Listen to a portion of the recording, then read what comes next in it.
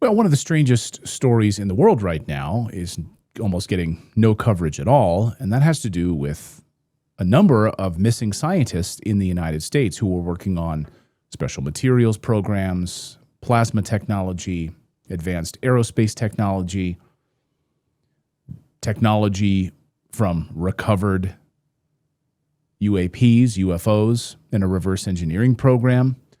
But why have now 9 of these scientists gone missing? Missing or killed? Take a listen here to the 911 call from the wife of one of these missing individuals who says this is completely out of the ordinary and is shocked that he left his phone, left his car, and has totally gone missing. Take a listen. This is April. How may I help you? Hi, April. My name is Susan Wilkerson. My husband is missing. Okay. And it's been about 3 hours, and I have some indication that he must have planned not to be found. He's left his phone. He changed his clothes into I don't know what. I think he's on foot. All of our cars and bicycles are in the garage. So that's just one of the bizarre set of circumstances. The other side of this, of course, is the number of Chinese scientists who've also gone missing across the pond. So is this a tit for tat back and forth? What technologies are they exactly working on? Today we wanted to unpack this because this is getting almost no coverage at all, certainly in the mainstream media. And we're joined today by Chris Lato. He's a retired F-16 pilot, host of the Lato Files. Of course, knows a lot about this. He's a material science expert as well. And we're also joined by Professor Simon Holland. He's an independent science filmmaker and a TV veteran and who've been watching these stories very, very closely. Yep. Gentlemen, great to have you both on the show. Thank you so much. Thank you, Clayton. Thank you, Clayton. It's a good story. It's incredible. So I'll just kind of open it up to both of you, just at a high level. Chris, I'll start with you. What do you make of this? And when you started to hear about this, did it sound like, oh, first this is a coincidence, but now 9 people missing? It's just too much to ignore. Yeah, I know something's making the news when my wife mentions it. And so that's really, she when she brings something up to me, I'm like, okay, this has made mainstream news. Because she, on the side follows the UAP topic, basically because I'm so invested in it. But then she heard about this General McCaslin. He was a retired Air Force Major General. So he is a 2-star general, very high ranking. And he was in command of the base at Wright-Patterson. And Wright-Patterson is just a notoriously famous base. That is where they brought the remains from the balloon that they said was crashed at Roswell. And it's been just a hotbed of conspiracy theories, if you will, that Wright-Patterson has basically all these recovered materials, at least from Roswell. And if you're going to bring recovered materials from Roswell to Wright-Patterson, then you're probably going to bring all of your recovered materials. If you're going to fly them across the country to Ohio, then you're probably going to have a major base there. Specifically, these materials, I used to live right there down the street in Miamisburg, and it was well known, yes, to your point about the Roswell materials that were brought there. Of course, on the record is one of the secretaries of one of these generals being handed these advanced materials. The almost like aluminum foil, where she crumpled it up and it shot right back with nothing we've ever seen before. So there's a lot of, seems like, advanced materials, and that's really maybe at the heart of this, and certainly with your expertise in advanced materials. Well, and this would be a smoking gun, right, is actual material. Everyone says, where's the evidence? We do have videos, we have some photographs, but really nothing is directly compelling. The best thing we have really is witness testimony. And I think the main reason for that is it's very difficult to lock up witness testimony, okay? But could be what we're seeing right now is keeping evidence out of the mainstream. Because if a spacecraft actually was recovered and that fell into the public media sphere. If scientists could actually go and look at an actual spacecraft, then that would be the literal smoking gun evidence that really everyone in the UAP community is waiting for, because we have thousands, I think, at this point of credible witnesses. How many whistleblowers alone do we have? Grush says we have over 40, but we have many that have come out after Grush. They're continuing to come out. I've spoken to, I don't know how many. I've interviewed 170 people, and I would say at least 10% of those people, at least, were credible witnesses. Simon and I both interviewed, thanks to Simon. We interviewed one of the most experienced test pilots in the Air Force, and he has direct witness testimony, Dan Isbell, of a spacecraft, right? And he goes on the record. He said it. He's extremely credible. He's worked with spacecraft. He was director of the U.S. Energy Weapons Program, and he flew over 70 test aircraft, flew over 70 aircraft in his long career. And so once he retired now, he has effectively nothing to lose, at least no career issues. And so he came out and told his story to Professor Simon and I. And that is just amazingly compelling evidence to me. I believe this guy, and I believe many of the other people that I've interviewed and that have been on Simon's channel as well.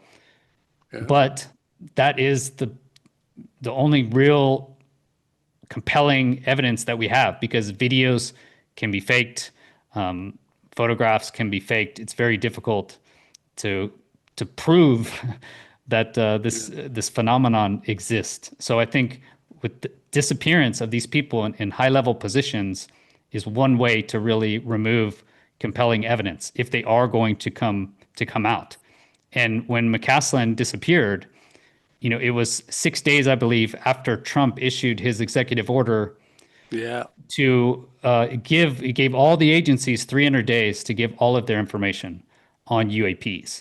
Right. And then McCaslin, who was just happened to be in charge of this program, and according to Ross Coltart, according to his sources, was a UFO or UAP gatekeeper. So one of the people who decided on this program, so he would be read in and he would decide where the information could be released if it could. According to Ross Coltart, McCaslin was in charge of this program, and he was at Wright-Patterson Base. Not just he was running it as the general. And then 6 days after Trump's order, he goes missing in kind of this bizarre, just leaves his house, right, without his electronic devices. He leaves with a gun. Yeah, his car. So I think, it's very interesting. So listen to this little story here. Maria Morea was born in 1907 when horses still shared the streets with cars. She lived through 2 world wars, the Spanish Civil War, the rise of the internet. And when she passed away in August of 2024 at 117 years old, she was the world's oldest person. And after her death, researchers examined something remarkable. Her gut microbiome was remarkably diverse in beneficial bacteria. And scientists studied other similar people. They found similar patterns. People who lived to be over 100 years old, they had greater microbial diversity and stronger gut balance. So all of those centenarians out there had the same thing. They had immune health, heart health, even brain health, which is all linked to that gut bacteria. And that's why Maria's story matters so much, because longevity isn't just one miracle solution. It's about daily habits that nourish your internal environment. And consuming kimchi is the strongest and simplest way to replenish beneficial bacteria and maintain microbial balance. That's why Brightcore created Kimchi 1, because if you don't like the taste of kimchi, a lot of South Koreans love it, but maybe not a lot of Americans love that taste, then you can get it all, the benefits, in a single capsule, delivering the benefits of fermented kimchi in a convenient capsule to help restore your gut's natural balance every day. I take it twice a day. It's part of my daily supplement stack. And you can grab it too, and you get 25% off. Go to mybrightcore.com/redacted or call 1-888-404-6312 to get 50% off and free shipping. 888-404-6312. Simon, you hear that. Plus, we also now know that there's apparently, according to reports, no search party. Think about the amount of attention that Savannah Guthrie's mom got from the Today Show. and wall to wall coverage on Fox News. Right, that was all they were. They didn't want to talk about the Epstein files at all. They just wanted to talk all about Savannah Guthrie's mom that's missing. Here you have a 2-star general that is gone missing as part of this advanced materials UAP disclosure. All of it. Wright-Patterson Air Force Base. No search party. Nothing. So what stands out to you? When did you think like there's no coincidence here? 9 people missing. Like what moment stood out to you, Simon? Oh, there is no coincidence, and very well said, Chris. That was absolutely brilliant introduction about material science. The thing that I'd like to add very much is that it's not just the UFO UAP community. The defense contractors and the Air Force and the Pentagon are very interested in anomalous phenomenon and looking at how they actually work. So we're at a stage now in 2026 where we're right at the cutting edge of making these things practical flying objects. You know, I regularly work with physicists who understand warp drives and understand the observables that have been looked at. The observables are how the defense industry and the Air Force and the Pentagon are actually measuring this from witnesses, which are really experiences, looking at human biology, but also looking at the physics of it. You know, and McCaskell was absolutely part of that. I mean, we don't. It's pretty secret, but they want to know how these things work. I mean, we are not alone. We live in a planet globally, not just the United States. These are UAP are a global thing where there are unknown anomalous phenomenon and possibly craft. And so he was investigating it. And there's an arms race right now. This year, we're right at the cusp of either the United States, Russia, or China actually revealing that they have got the technology to make this work. And for me, it seems pretty obvious that somebody didn't want him to actually reveal what he was working on and the materials that Chris said that has probably been recovered. I think it's very suspicious. Maybe, Chris, we could talk about some of these materials. And Brandon Weichert on our show, from host of the NatSec podcast, did some research and basically broke the story, I think, that it's not just the United States whose scientists have gone missing. Right. It's Chinese scientists who've also gone missing, a number of them who are working on the exact same programs. So is this a tit for tat, Intel hit job on these individuals, and back and forth between the United States and China on some of these advanced materials? Maybe you could go through and explain what some of these materials might be in your experience as a material scientist. And also, I want to get into the plasma side of this because I don't think that's really been discussed as much. Right. But Chris, go ahead. Okay. Yeah, I have a degree in material science, but I was actually a F-16 pilot and focused on electronic attack. Well, you know more about materials. So I have some idea. You know more about materials than I do. Let's just be honest. Right. Excellent.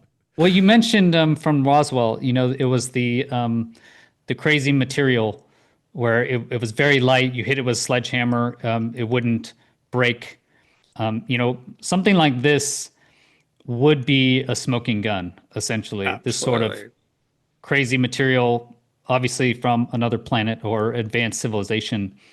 And as an example, so basically after that crash that we mentioned in Roswell, just a few months after, the government actually commissioned Battelle, which was a company to start working on the first nickel titanium alloy.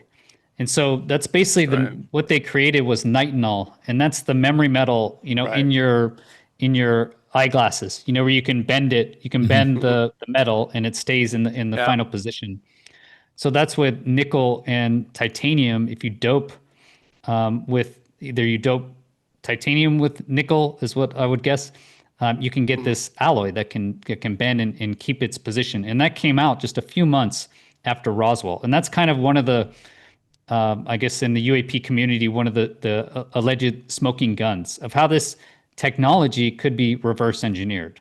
And the reason our government would keep it so secret, I think, is obvious, right? And governments have always kept this extremely secret. Clayton, we were talking about Portugal. You lived in Portugal for 5 years. I live in Portugal now, but Portugal I use as a great example because they were the first nation to figure out how to go around the southern tip of Africa, right? Because you couldn't get through. It was basically you had the rich spices and trade in the east, but it was controlled through, you guessed, the Middle East, right? We're still dealing with these issues today.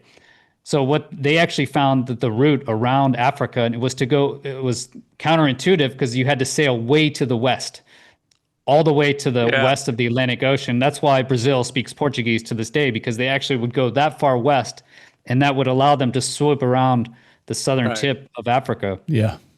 And then immediately, Portugal became the richest empire and the strongest empire in Europe. So immediately.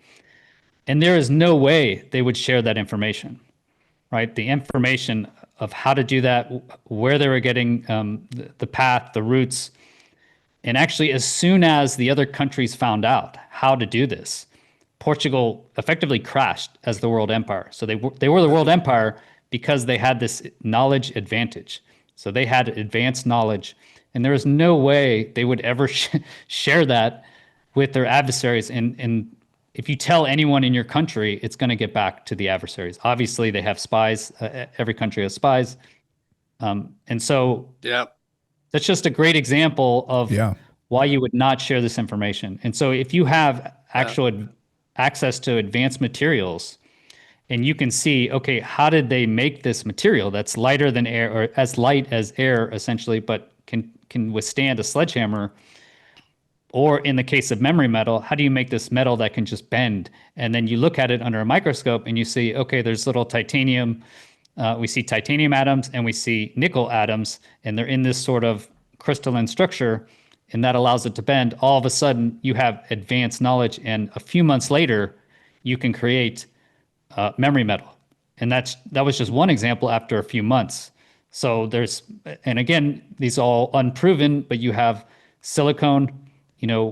Silicone is just a natural element found here. And the reason we have computers, pretty much the reason of Moore's law, is because you can just use silicone as gates on computers. So just knowing that silicone could be used as a transistor, that could have actually come from seeing transistors or seeing silicone used in some sort of crazy device. So lasers could be another example. They say it could be lasers, stealth technology.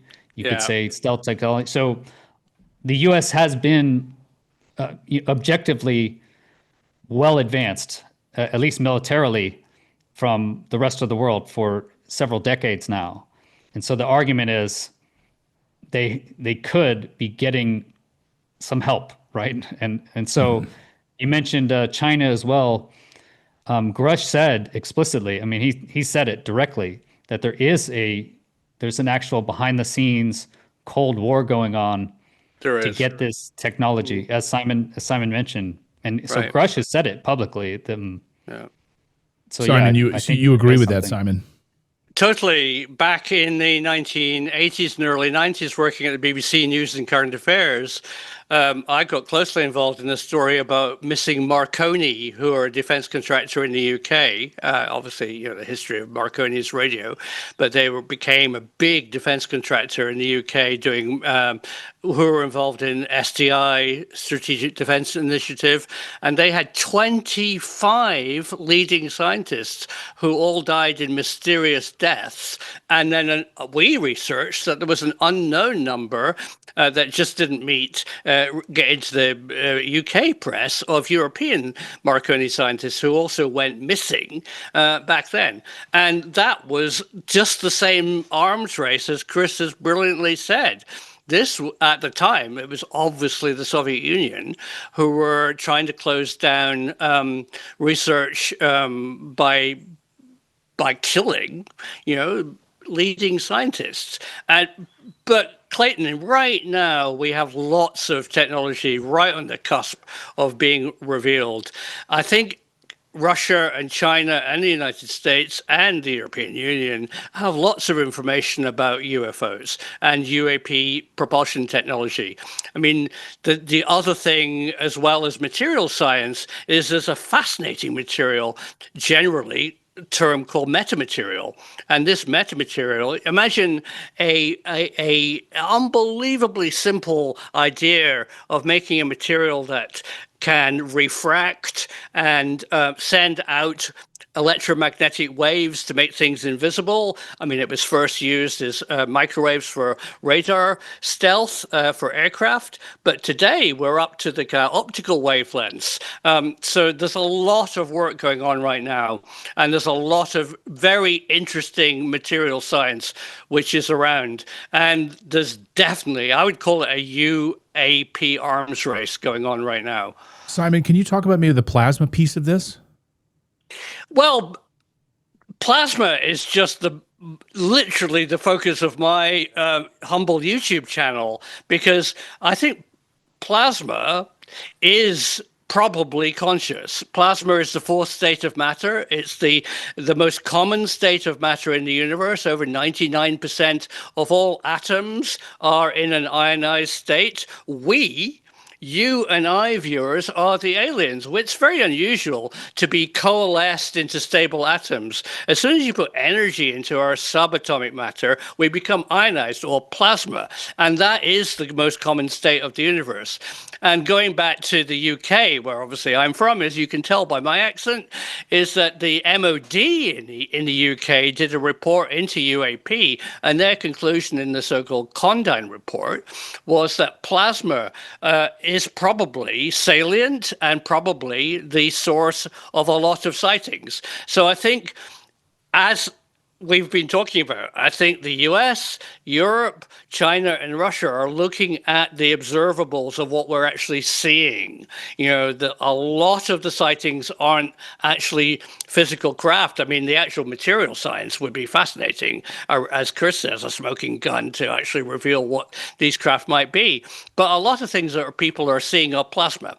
And I think there's a lot of science into how plasma moves, how it might even be conscious. And I think that's what both science and the defense contractors are looking at, because it would be an amazing step for the U.S. Air Force to actually be able to utilize this. And I mean, from interviewing people who have experienced plasma, the U.S. Air Force specifically are interested in how it affects human biology. And a lot of the experiencers, especially in the U.S. Air Force, I know Chris knows this, were very heavily asked about their experience with high levels of ionized of energy that they've experienced, whether it was man-made or whether it was a UAP, because we're very, very interested in see how the human body is affected by ionized plasma. And so, anybody who's researching plasma is at the cutting edge of this advanced technology, and we're about to crack it. Chris, you want to take that from your F-16 experience and the U.S. Air Force experience with this? I guess kind of the most interesting thing related to plasma I can think of, you mentioned Air Force, was with Dan Isbell, because he mentioned in our interview with Simon that he had an idea to use plasma on the front edge, so the leading edge of an aircraft, to actually hide it from radar. So basically an active stealth, because the ionized matter of plasma reacts differently to radar. And so he brought this up, and he said he was basically brought into a room, and the guy said, "Where did you get this information?" They kind of interrogated him. And he said, "I just came up with it." And basically they said, "You're never, don't say anything about this again." It. Yeah. Wow. Yeah, it was a fabulous story. Dan I continue, and Chris continues to keep in touch with him. He also worked in directed energy weapons, and we've been talking this week, about electromagnetic X-rays and lasers, and how he's great because he knows a lot more than he can share, but he's absolutely fantastic. But as Chris says, I mean, this plasma generator was probably, between you and I think I can tell you this, was on the nose cone of the SR-71, because that's a highly reflective part that would give a very strong return. So if you could think about like, an ionizer that you would have in your room, that really what it's like, but higher power, and that produces an ionized flow of plasma over a leading edge of a wing or a reflected surface of an airplane. I think possibly other aircraft have it as well. There's good evidence, and Chris, I'd be interested to hear what you think about this. When I looked into Project Green Glow, which was a BAE Systems look at gravity modification, that it's possible that wing and lift could be augmented by having plasma causing a better laminar flow over wings. Am I talking in the right direction about that, Chris? I've actually never heard that argument. Yeah, right. That you could use plasma to increase lift. I haven't heard of that, actually. I don't know. I'll have to look into it more. Wow. Yeah, but so Bert Clayton, plasma scientists and the people who are working in this field, there's a lot of secrecy and there's a lot of stuff about it, are on the cutting edge. So, if one of them disappears, then it's an advantage to another nation who might know about it. In the Marconi scientists who disappeared in the late 80s and 90s, it was pretty well proven because of their bizarre suicides that it was at the time, a KGB or Soviet Union project. Their wives and widows, all said it was out of character how these people disappeared, which we're seeing today.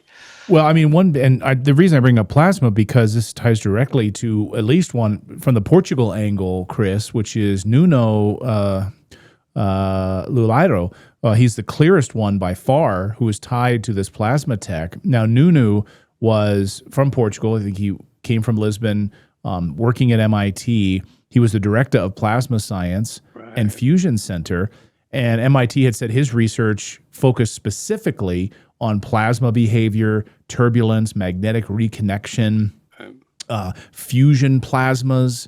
And he goes missing. He was murdered. Tragically, and a number of these individuals have been murdered, not just missing, specifically tied to plasma. So the Portugal connection. I'm just curious what the response was from the Portuguese, because I mean, to know that one of their own was taken out in this way. What did you learn in Portugal, Chris, on that side? From this again, I learned it from my wife, actually, because she mentioned it was just tragic that it was one Portuguese guy, murdering another scientist in front of his daughter. So I think it was just a huge tragedy. Unfortunately, with a lot of these deaths and disappearances, there's other extenuating circumstances. In that case, Vincentis, I believe his name was, 2 days before Loureiro, he was actually the Brown shooter, where he shot and killed 2 students and injured, I believe, 9 others at like an exam study prep. Right. And then he was on a manhunt, he was basically on the run and then went and murdered Loureiro. Just tragic. So here it's just a huge tragedy. Portugal's not that big a nation, and if they see scientists, well-known scientists from Portugal in the news in sort of this negative light, it was basically just a tragedy. No one here wants to see that happen. Yeah, a small country of 11 million people, and a revered scientist goes murdered. It's going to be a top story there. I'll just kind of go through some of the other ones here, Simon. Carl Grillmar, astrophysicist at Caltech.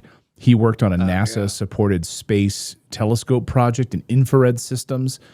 He was shot and killed at his home just 2 months ago. Frank Maywald, senior scientist at NASA's Jet Propulsion Laboratory. He died nearly 2 years ago, but his cause of death has never been made public. Monica Reza, who is also connected to General McCaslin, but Monica was connected to the Jet Propulsion Laboratory project. She went missing last summer. She was just hiking and just suddenly went missing. McCaslin, as we played the 911 tape, just disappears, leaves when he knew his wife would be out of the house. He leaves his electronic devices turned off, no tracking available. His car is there, and he's sort of like left in a hurry, never to be seen again. Melissa Casillas worked at the Los Alamos National Labs. She's been missing since last summer. Anthony Chavez, connected also to the Los Alamos National Labs, disappeared suddenly during a walk. It seems like walking or taking a hike is super dangerous. Super dangerous at this point. Maybe the Los Alamos piece, Simon. You want to take that, the Los Alamos National Labs? Definitely. I think that, the bizarre nature of how they disappear into nothing, and is very reminiscent for me, from my experience, of these Marconi scientists who, out of character, did things like committed suicide in a car, in a garage, or even electrocuted their teeth and all. And the autopsy on a lot of them said, death by misadventure. And it became obvious that these were completely out of character. The only interesting thing about that case, which I would love to get to the bottom of, I've talked to the widows, and they have told me that their husbands have said that prior to their death and their disappearance, often outside of the house, is that they told their family that they were working on something really bizarre, and they were very distressed, as if they were asked to work on something, or they were shared new information which kind of changed their worldview. I wonder if that was important, as if there was something that maybe a higher authority or a defense contractor knew, and I think it's all very bizarre. Los Alamos is very much a key laboratory. We put a lot of emphasis on the big defense contractors like Lockheed Martin, Raytheon, etc., and DARPA and the Pentagon. But in fact, Los Alamos, through the Department of Energy, is doing this stuff. Who's working on neutrinos? Who's working on plasma technology? It's the DOE. And interestingly, ever since Trinity, anything which involves advanced physics goes automatically by an act of Congress to the DOE. I think a lot of people should be concentrating more what the DOE are actually doing. And I really imagine that they are going to be, disappearing.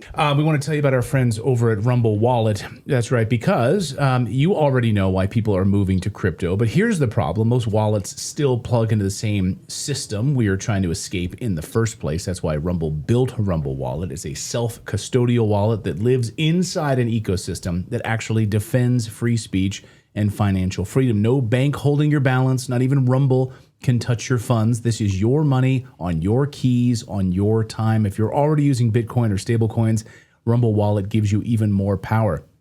Direct, fast tipping to support your favorite creators, all of that. Rumble Wallet connects your money to the marketplace of ideas that refuse to cave to censorship. So if you're serious about sovereignty, financial and digital, this is where you level up. Go to wallet.rumble.com or search Rumble Wallet in your app store. Again, download it, back up your recovery phrase, move your money where it belongs, in your hands, out of these governments, out of these big tech companies. Rumble Wallet is a technology provider only, not a custodial service. See terms at wallet.rumble.com. Chris, go ahead. On the Los Alamos piece of this, I just can't help but wonder. And what is your experience and what they've been working on, and what do you think they might have been working on that would have led to these disappearances? I think out of all 9 you mentioned, the most interesting to me is Monica Reza and McCaslin. And what's interesting is they were working on essentially the same program. McCaslin was in charge of the Air Force Research Laboratory. So that's really the super secret. One of the laboratories is in Los Alamos, in Kirtland Air Force Base. And so McCaslin was actually in charge of that. And Monica Reza, she basically invented Mondeloy. So I think the MON, so Mon actually comes from her name, Monica.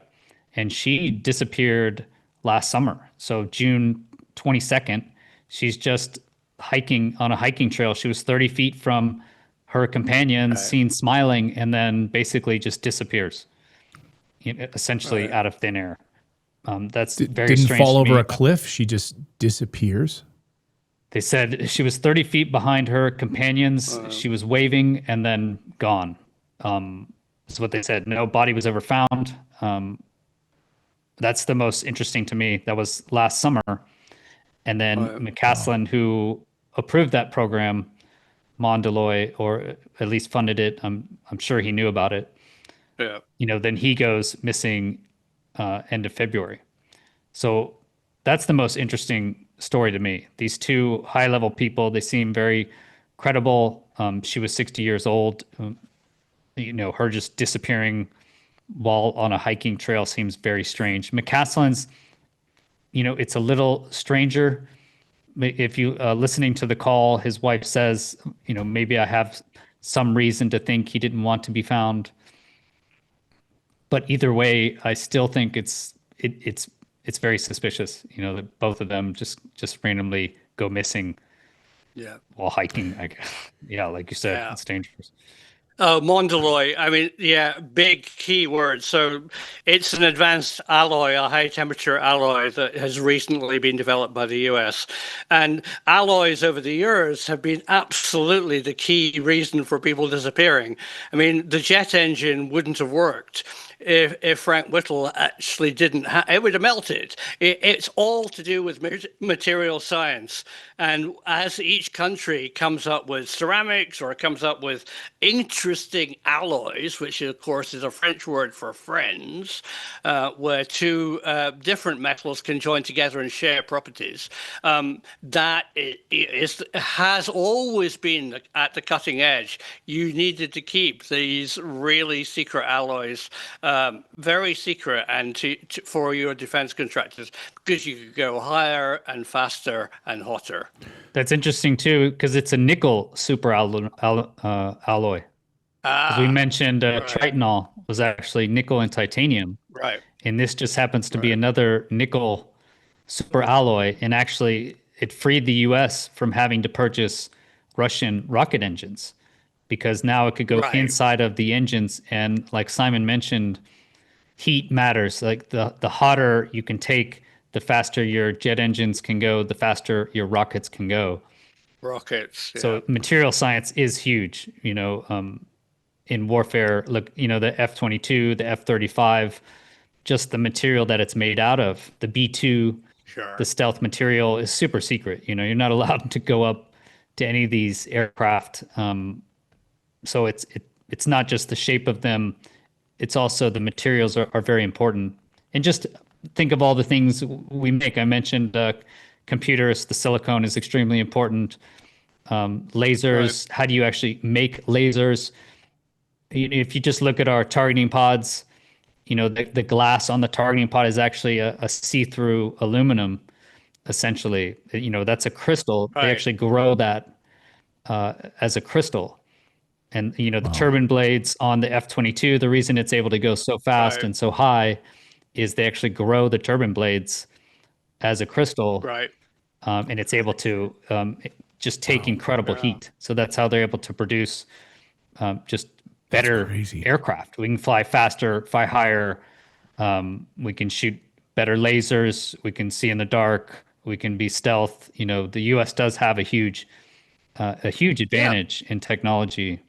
And this is all due to our knowledge of reality, right? And that comes from material science. Pretty much everything comes from materials in some manner. How you produce your electronics, how you receive your electronics, how you hide all your aircraft. So materials are huge. And like Simon said, that's probably the main reason none of this is allowed out. It's not just for the social ramifications or us learning that the government, could have been lying to us for decades. I think we found that out in many other ways. Yeah. So it really comes down to Oh, an absolutely. advantage, losing your advantage. As soon as your adversaries know about this, now they can reverse engineer it. China is very good at reverse engineering everything we make. As soon as you don't want to show your hand, as soon as you show your hand to China, they're going to copy your hand. So, yeah, I think that's very interesting. And we just got word, Definitely. a new report about the type of technology that we're using on the battlefield in Iran. Of course, we saw what happened, what the U.S. was using in Venezuela, but that was really like 30-year-old technology that was finally revealed, and it was revealed from the White House podium that, yes, we have these technologies. But now a new report, I'm just going to show this. This is being reported about what they've been equipping on Black Hawk helicopters. But one of the most dangerous electronic warfare comes from the disc-shaped objects attached to this Black Hawk helicopter. Oh, yeah. And this is a soft kill microwave technology that's being fired at, and so basically it's fired at ground troops from a distance, and it basically melts their brain inside of their head. This high-powered microwave devices with this fry effect that you're seeing here. So it's equipped to these Black Hawk helicopters, and they're being used now in Iran, according to reports. And it shoots down, hits the head of a soldier, and then it's basically melting the brain. Simon, absolutely. Have you heard of this? Oh, absolutely. No, and this, Clayton, that's absolutely horrific that's been revealed, because that's been around for a while. Were exposed to things in the classic case called Rendlesham Forest. They had brain injuries, and those injuries were studied by the chief medical officer of the CIA, Dr. Kit Green, and they were follow-up by Gary Nolan, because the way that high frequency microwaves affects the human body could be weaponized, and now we're seeing it, and that's been actually around for a while. They've had microwave crowd control. It's possible to put clicks and bangs inside people's heads at a distance, but actually using it, turning it up to 11 and actually causing physical damage was learned by U.S. Air Force service personnel who were injured in the line of duty when they got too close to either man-made or out of non-human intelligence stuff. So that's what's been going on, Clayton, for many years. So I'm not at all surprised. The other thing that I'd like to talk about is plasma is also being weaponized. One of the things that's now possible, imagine you could shoot a plasma ball and make it stop in space. So you've got a little glowing ball of plasma, and then you can move it around like an old dot of an old TV. You can draw an aeroplane. You can make a copy of your own aircraft, and there's now that's now been reduced to a pod, and you now can have a plasma generated, realistic looking loyal wingman. And so all that stuff is like as a decoy, cutting edge that we're all working on. Basically, as a decoy. A decoy, you a can literally fake. go, yeah. Wow. Yeah. And its heat signature, Chris, matches IR missiles, possibly, and also its visibility to microwave radar, which is actually a bit iffy, matches the stealthiness of an aircraft which is masked by metamaterials or other skin-based stealth material. So, and that stuff was being tested off the coast of San Diego. I mean, by defense contractors. There's lots of stuff going on. We live in very interesting times. Yeah, the microwave technology, from what I understand, was deployed in Venezuela. think they used it for the raid, Right. not to kill people. Like a soft kill, the way I understand it, is a functional kill. So just a temporary. Like if you Yeah. knock people down, or if you make them really nauseous, Right. if they can't walk straight because their equilibrium's messed up, or they're violently sick or something for a short period of time while they're being hit by these energy waves, whatever type it is, microwave or otherwise, then it works very well. We call that a soft kill, is to actually make it so those security people can't do their mission. A K kill is you kill them, but a soft kill is basically just knocking them out of commission, putting them to sleep, essentially, is a soft kill. Yeah, I imagine, and maybe their reporting on this is wrong, but like I imagine if you melt someone's brain, yeah, that's they're not going to be carrying out anything for quite a while. The reports out of Venezuela were that all of their colleagues were suddenly just totally incapacitated, blood coming out of their noses. Right. They were just like, they fell to the ground. They were still alive, but they were incredibly frazzled. The other thing, Chris, sorry, Chris, I interesting breaking news on technology here that I've been talking about is that those kind of frequencies literally alter your perception of reality. So could they actually alter our consciousness? And I think people have been exploring that. They induce visions, they make you nauseous, as you say, but not only physical effects, they actually can make you things appear and make you lose consciousness, which is cutting you off from your perceived reality. That seems to be a very direct effect, which has been observed by people who have been too close to these things. Have you heard about that kind of? I know, Chris, you're very interested in consciousness and how it ties in with non-human intelligence. And why aren't we exploring that as weaponizing it? Yeah, I mean, I guess I have two thoughts there. One is the Havana syndrome, which you kind of already mentioned, but it crosses both of these realms. For a while they thought that our diplomats were being injured by some sort of Russian or adversary energy weapon, right? That's kind of the argument. One I heard was actually from space. So you had a space-based energy weapon. But we did have, like you mentioned, Gary Nolan was approached by the CIA, and there was well over 100, from what I understand, of people who had white matter actually in their MRI scans. And so they didn't know where this was coming from. And it was from people who alleged UAP encounters or alleged that they worked on UAP programs. I know recovery. One guy worked at Skinwalker Ranch. Yeah. Yeah. So you do have, it does seem, is it energy weapon related, or is it UAP related, or is it both? And that's one of the arguments for this reverse engineering is, did they learn something from interacting with UAPs, coming close to craft? People, basically, you don't want to get close to a UAP craft is what I've kind of come to learn, is you could have some sort of issue related to the propulsion system that they're allegedly using. There's some sort of intense energies being emitted that we don't fully understand. And that's exactly what I've been working on this week with Jack Sarfati. If aliens come here in craft, they would need a warp drive because of the vast distances of our cosmos.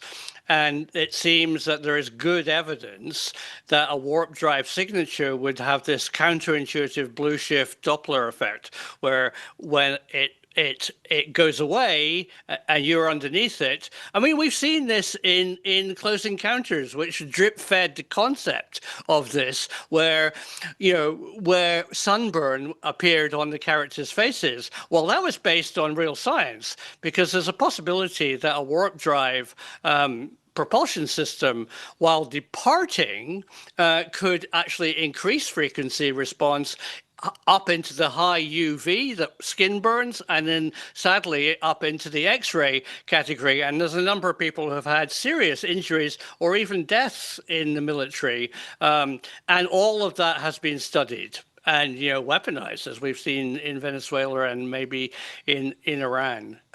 So what these scientists are working on are real. They are extraterrestrial or unknown origin, and the effects of them are being studied and weaponized. The weaponization of UAP is the term. And one of the most recent ones we just learned about this week is Michael Hicks. I'll put this up here on the screen. Here is Michael Hicks. But now this goes back to 2023. He died in July of 2023, but he worked at California's Jet Propulsion Laboratory, JPL, and there no cause of death listed in his autopsy. They couldn't find it. He assisted on the DART project and the near Earth asteroid tracking project, the Dawn mission, and Deep Space One mission. But this is all part of it now, as people are looking at the ninth of these scientists. What do we know about the DART project? Oh, me. So I know I worked with the Atlas project, which is the near Earth orbit, looking for. So every asteroid over 1 kilometer in diameter has been pretty well tracked and is in a database in Boston at the Minor Planet Center. But if it's 900 meters, which is still a country or a city killer, they haven't been tracked.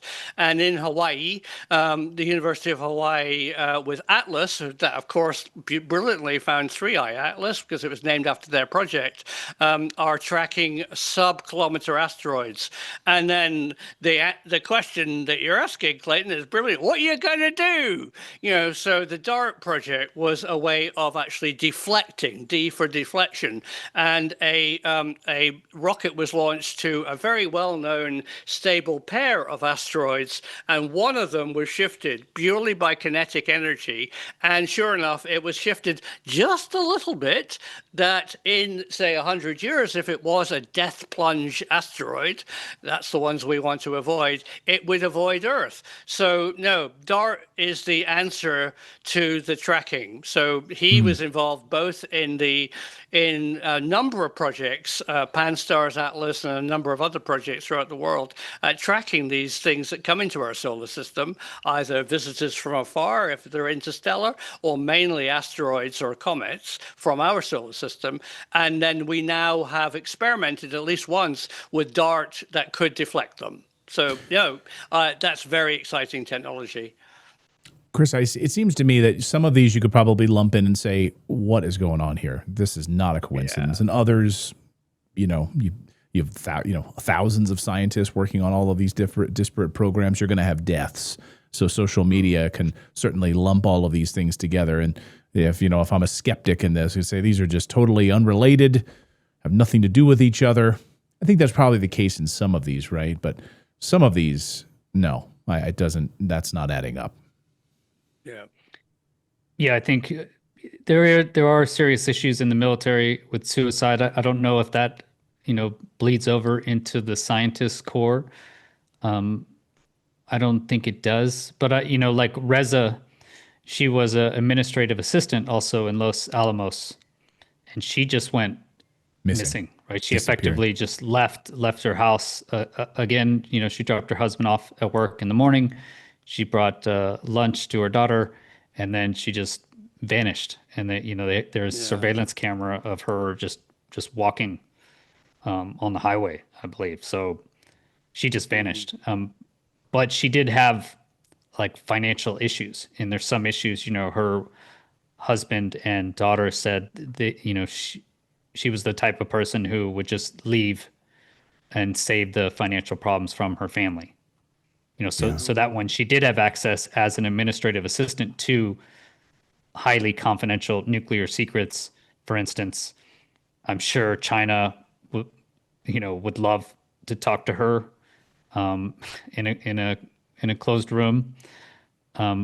But at the same time, she's under serious financial issues. Her family says it's possible. So I think there are some murky cases here.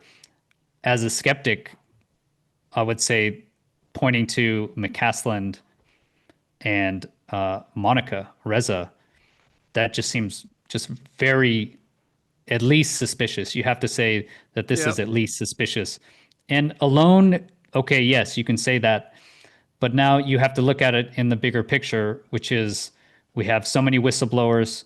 David Grush has said whistleblowers are under attack, under threat. Lou Elizondo said that whistleblowers have been under threat. Yeah. Tim Burchett, probably the best recent statements have been made by Tim Burchett, where he says he speaks out on this topic a lot. He said, he was briefed a few weeks ago, and if people heard what he was briefed on, they would be, they would stay awake at night. Is what he said. And so he has said explicitly that there is a cover-up, and he's highlighted McCaslin disappearing. He said that McCaslin was in charge of nuclear secrets, and Burchett said he was told by sources that he was a UFO gatekeeper. But Burchett also said that he is not suicidal and he doesn't take any risks. So I think these congressmen are also worried about this. So For sure. I think it's a real we heard threat. from a friend of the show, Congressman Eric Burleson, who said, I'm not suicidal. Congressman Burchett has to say, I'm not suicidal, when they've been briefed on these programs that would make Americans stay awake at night. Simon, I'll give you the final thoughts here. Yeah. Well, you've absolutely hit the nail on the head. At the end of this case that I was involved in with the Marconi scientists, the UK government blamed men. They said, and it's true to an extent, statistically, us males are more prone to suicide than females. And they thought that it was just a case of men in their certain age committing suicide. But that was absolutely not true. It was a cover-up. So as soon as I heard that, I realized that there was something more to the case. Yeah, sure, there's an occasional suicide. And sure, as you said, Clayton, I mean, the linkage between coincidences is often picked up by the media, and we tend to put, join the dots between things that are unrelated. But as Chris said, I think what they're working on, the material science, the plasma, the advanced nuclear stuff, in my opinion, is a very big interest to other people who are about to announce very big breakthroughs. We live in a very interesting time. Yeah. I think you're right about that. Very interesting time indeed. And then, of course, when you report on this, people say this is a distraction. This is a distraction from whatever story they want to talk about. But I will continue talking about it. Chris, Simon, great to have both of you here on the show. Thank you for this. I've been wanting to deep dive this. And then as we were planning this, a 9th scientist is now confirmed dead in this mix. So shocking. All right. Thanks to both of you. Really appreciate it. It's a pleasure. Thank you. Thank you, Clayton. Thanks for having me.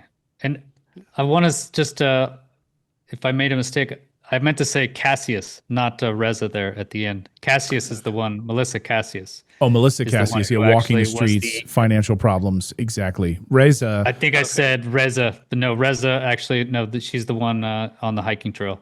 Yes. Okay. So thank you for that clarification. No, that's great. Glad we got that in. Thank you to both of you. Really appreciate it. Thank you. Thanks, Clayton, for having me.